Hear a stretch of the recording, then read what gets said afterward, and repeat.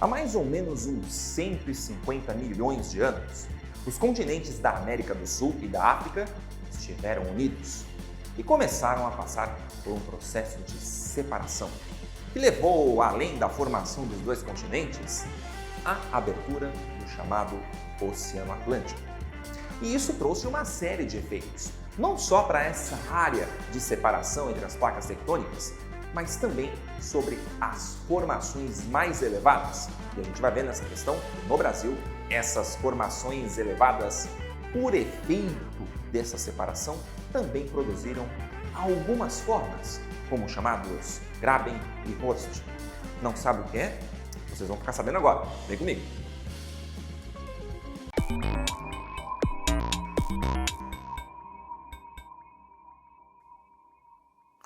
Fala pessoal! Beleza? Tudo certo, tranquilo e sossegado com todos e todas vocês? Eu espero que sim e que vocês estejam preparados e preparadas para essa questão da Unicamp que começa nos dizendo o seguinte: que a Serra do Mar se estende paralelamente ao litoral por cerca de 1.500 quilômetros, desde o Vale do Rio Itajaí, em Santa Catarina, até a região de Campos dos Goytacazes, no Rio de Janeiro. Trata-se de um conjunto de escarpas controladas por falhas e com graus diferenciados de dissecação, que finaliza o Planalto Atlântico na linha de costa com um horst. A configuração da Serra do Mar pode ser observada nos perfis a seguir, nos estados de São Paulo e Rio de Janeiro. E a partir daí, desse texto introdutório, a gente vai para duas imagens que estão aí dispostas num único esquema. A primeira imagem que vocês estão vendo aqui, ela mostra para a gente a configuração entre a Serra da Mantiqueira, no Planalto de Paraitinga, depois o Rio Cambuí, no Planalto do Juqueriquerê, até a ilha de São Sebastião. E o que a gente percebe aí é um conjunto de escarpas formando aí partes dos chamados mares de morros florestados, no dizer de Aziz Absaber, que mostram que as altitudes no Planalto de Paraitinga, em alguns pontos, chegam aí a mais de 1.000 metros de altitude, mais de 1 quilômetro de altitude em relação ao nível do mar. Depois, a gente tem um desnível bastante significativo ali nas proximidades do rio Camburi, onde um paredão de mais de 500 metros de altitude acaba se perfazendo, né? Então, escarpas que vão formar ali os meandros do rio Camburi e depois uma outra área planáltica entre o Paraitinga e o Camburi, antes de chegarmos ali à região litorânea, na qual está a ilha de São Sebastião.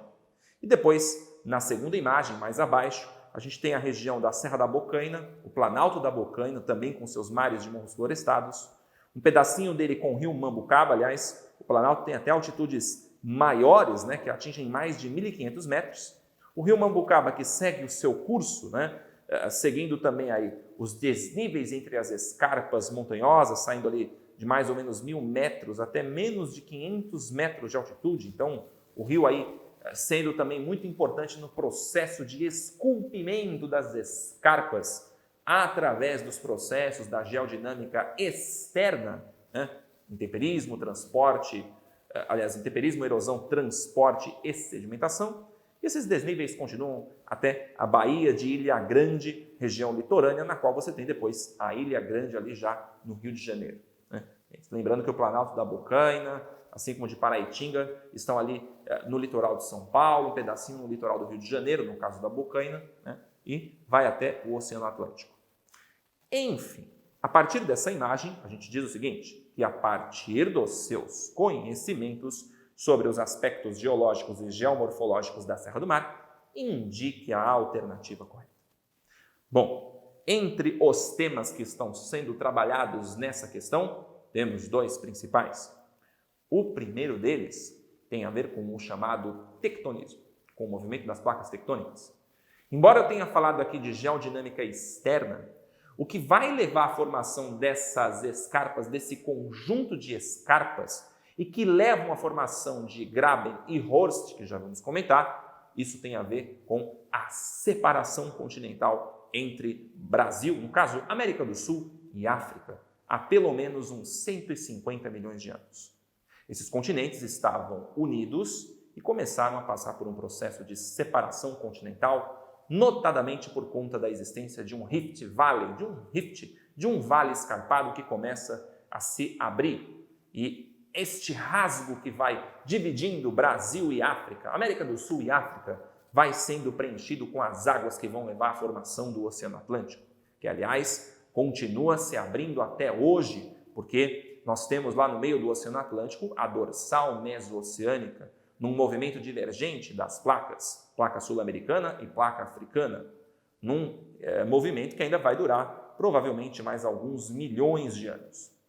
Além disso, desse tectonismo, desse movimento tectônico que levou, em primeiro lugar, à formação de cadeias montanhosas de grande amplitude aqui nessa região da América do Sul, é claro que depois, com o afastamento desse limite entre placas e com o fato do Brasil estar posicionado numa região distante da dorsal meso-oceânica, então, portanto, distante de uma região de intensa atividade sísmica, de movimentos tectônicos, de vulcanismo, porque não está nas bordas da placa, aqui começam a predominar os elementos da geodinâmica externa e movimentos de acomodação da crosta, como, por exemplo, os movimentos epirogenéticos ou a chamada epirogênese.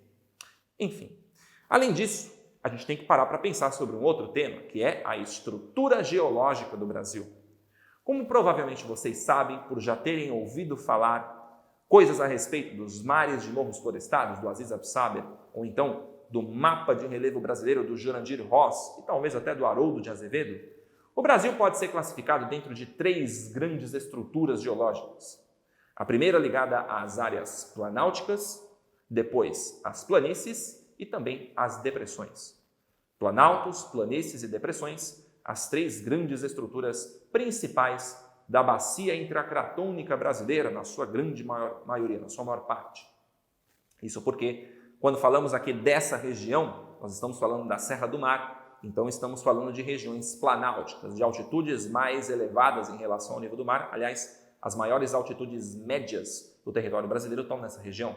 Planalto cristalino, resultado justamente desse processo de separação continental, que até levou à formação de cordilheiras nos seus princípios, mas depois, obviamente, essas cordilheiras, em função da geodinâmica externa, foram perdendo as altitudes que tinham.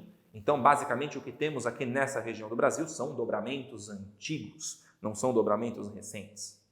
E o que vai predominar nessa região não é mais vulcanismo ou tectonismo, como lá na Cordilheira dos Andes, que está bem pertinho de uma zona de contato entre placas, a placa sul-americana e a placa de Nazca, por exemplo.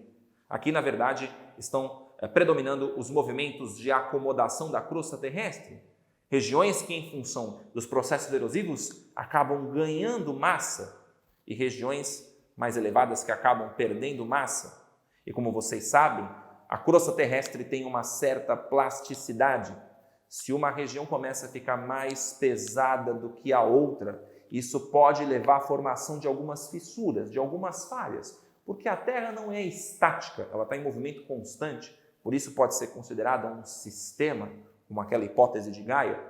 Então, isso vai levar como um dos resultados à formação de falhas. E essas falhas, resultados no caso aí de movimentos de epirogênese, não de epirogênese, acabam formando grabens e horsts.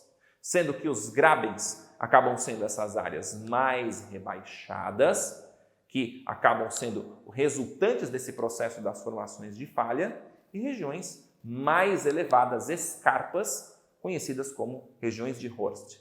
Grabens e horsts são resultantes desses processos de movimentos que levam à formação de falhas. Então, normalmente, em regiões de falhas, são encontradas as formações Graben e Horst. E a gente tem outros exemplos que poderiam estar na imagem, como a da Serra do Mar, a da Serra da Mantiqueira e, no meio, o Vale do Paraíba, que corta a parte do estado de São Paulo e do Rio de Janeiro. O Rio Paraíba do Sul, serpenteando a região de Graben, a região mais rebaixada, com um rio bastante encaixadinho em alguns trechos, porque ali o processo de formação do Graben se deu de maneira bastante intensa, e o Horst da Serra da Mantiqueira ficando de um lado, e de um outro lado o Horst da Serra do Mar, que até tem uma menor altitude do que o da Serra da Mantiqueira. Então, basicamente, o que a gente percebe são movimentos de acomodação, movimentos epirogenéticos, que acontecem também por outros fatores, como, por exemplo, no continente antártico, onde nós temos uma capa de gelo que varia entre 2 e 4 quilômetros, então joga-se um peso em cima da placa continental da Antártica, provocando um leve rebaixamento. Obviamente que o dia que essa quantidade de gelo derreter, o continente vai dar uma subidinha. Isso vai aí também provocar movimentos que têm a ver com essa acomodação.